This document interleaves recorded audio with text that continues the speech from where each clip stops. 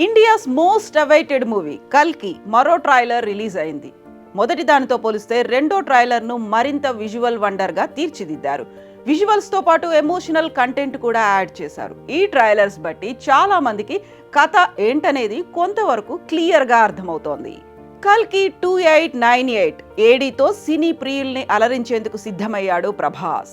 ఆయన కథానాయకుడిగా నాగ్ అశ్విన్ తెరకెక్కించిన ఈ బహుభాషా చిత్రాన్ని వైజయంతి మూవీస్ సంస్థ నిర్మించింది. దీపికా పదుకొనే కథానాయిక. అమితాబ్ బచ్చన్, కమల్ హాసన్, దిశా పటాని తదితరులు ముఖ్య పాత్రలు పోషించారు.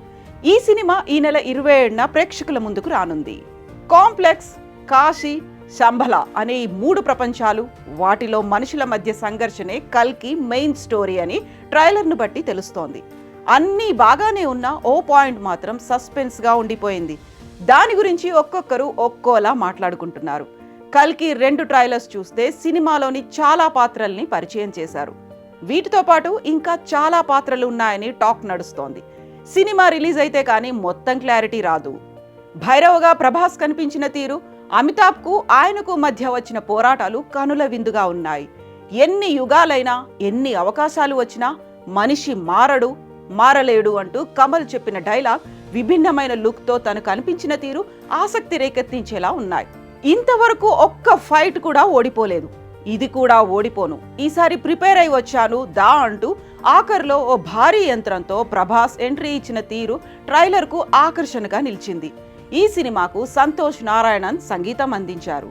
కల్కి ట్రైలర్స్ చూసి ఎవరికి నచ్చినట్లు వాళ్ళు స్టోరీని డీకోడ్ చేస్తున్నారు. అసలు ఈ మూవీలో కల్కి ఎవరనేది సస్పెన్స్ ఫ్యాక్టర్గానే ఉంది.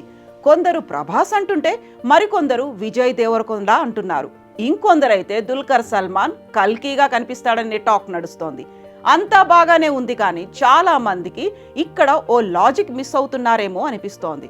ఎందుకంటే సినిమాలో హీరోగా ప్రభాస్ చేస్తున్నప్పుడు కల్కి ఇంకెవరో అయితే ప్రేక్షకులు అంగీకరిస్తారా అనేదే క్వశ్చన్. ఒకవేళ దర్శకుడు నాగ్ అశ్విన్ అలా చేసినా సరే కన్విన్సింగ్ గా స్టోరీని చెప్పడం అనేది పెద్ద టాస్క్. మరి ఈ ప్రశ్నలన్నింటికి ఎండ్ కార్డ్ పడాలంటే జూన్ 27 వరకు వెయిట్ చేయాల్సిందే.